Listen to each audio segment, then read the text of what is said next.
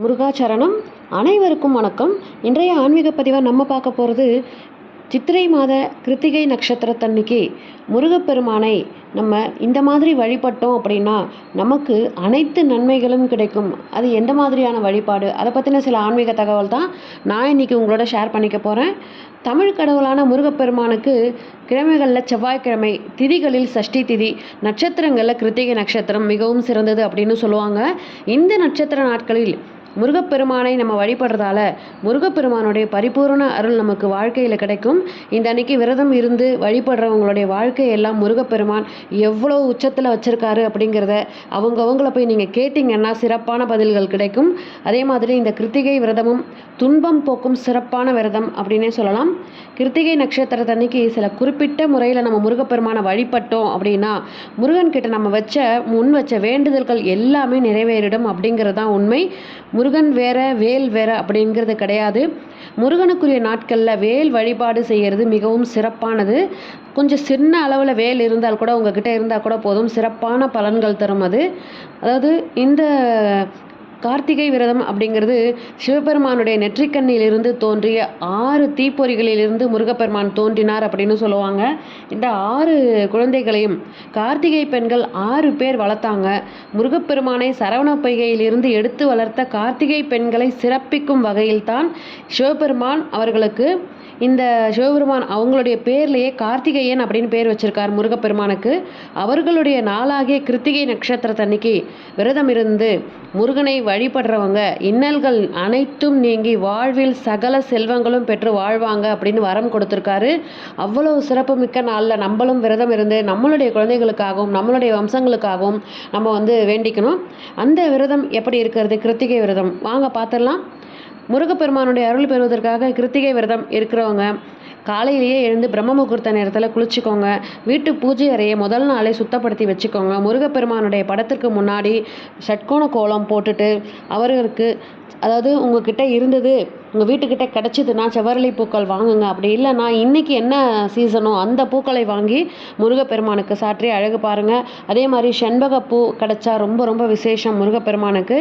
நீங்கள் கோவிலுக்கு போனீங்கன்னா கூட முருகப்பெருமானுக்கு உதிரியாக செண்பகப்பூ வாங்கி கொண்டு போய் கொடுங்க. கட்டினதை விட உதிரி கொண்டு போய் கொடுங்க.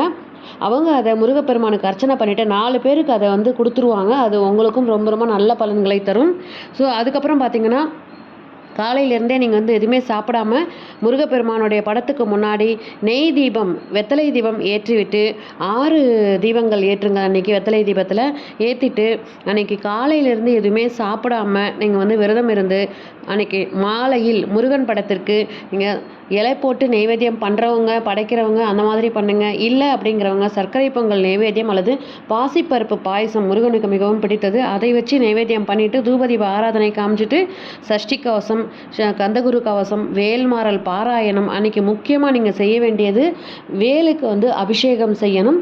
அந்த வேலுக்கு நீங்கள் அபிஷேகம் பண்ணிவிட்டு நீங்கள் வேல் விருத்தம் வேலுக்கு அபிஷேகம் செய்யும்போது வேல் விருத்தம் அந்த பாடல்களை நீங்கள் பாடிக்கிட்டே நீங்கள் செஞ்சீங்க அப்படின்னா சிறப்பான பலன்கள் கிடைக்கும் உங்களுக்கு.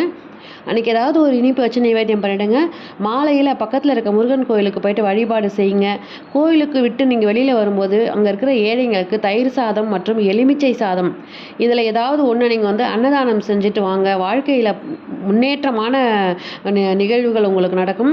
அதுக்கப்புறம் நீங்கள் வீட்டுக்கு பால் பழம் நீங்கள் சாப்பிட்டுட்டு கிருத்திகை விரதத்தை நீங்கள் நிறைவு செஞ்சுக்கலாம். இந்த கிருத்திகை விரதத்தில் நீங்கள் விரதம் இருக்கிறதால கிடைக்கக்கூடிய பலன்கள் என்ன அப்படின்னு பார்த்துடலாம் வாங்க. கிருத்திகை நட்சத்திரத்தன்னைக்கு விரதம் இருந்து முருகப்பெருமானை வழிபடுறவங்க நிறைவான அறிவும் நிலையான செல்வம், நீண்ட ஆயுளும், அன்பும் பண்பும் நிறைந்த வாழ்க்கை துணை, நல்ல குணமுள்ள குழந்தைகள் ஆகிய பேர்களை பெற்று சிறப்பாக வாழ்வார்கள். அதாவது முருகப்பெருமான் செவ்வாயினுடைய அம்சம் உடையவர். அதனால் செவ்வாய் கிரகத்தால் ஏற்படும் திருமணத்தடை, செவ்வாய் தோஷம், கர்மபுத்திர தோஷம் இவை எல்லாம் நீங்கும். முக்கியமாக கடன் தொல்லை அடியோடு நீங்கிடுங்க. நம்பிக்கையோட சஷ்டி தினங்களில் முருகப்பெருமானுக்கு வெற்றிலை தீபம் ஏற்றிவாங்க. உங்களுடைய கடன்கள் அனைத்தும் நீங்கும். நம்பிக்கையோட பிரார்த்தனை செய்கிறவங்களுக்கு சகல நன்மைகளும் கிடைக்குங்க.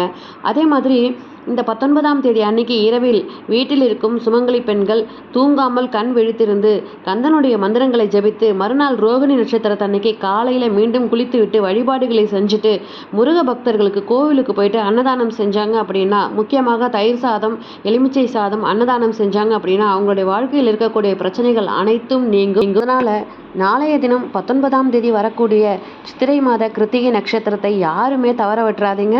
இது போன்ற ஆன்மீக தகவல்களுக்கு நம்ம சேனலை உடனே சப்ஸ்கிரைப் பண்ணி சப்போர்ட் பண்ணுங்கள். இந்த பதிவு பிடிச்சிருந்ததுன்னா இந்த பதிவுக்கு ஒரு லைக் கொடுத்துட்டு ஹைப் அப்படின்ற ஒரு ஆப்ஷன் இருக்கும், அதை கிளிக் பண்ணிங்கன்னா இந்த பதிவு இன்னும் 4 பேருக்கு போய் சேர வாய்ப்பு இருக்கின்றது. நன்றி, வணக்கம். வெற்றிவேல் முருகனுக்கு அரோகரா.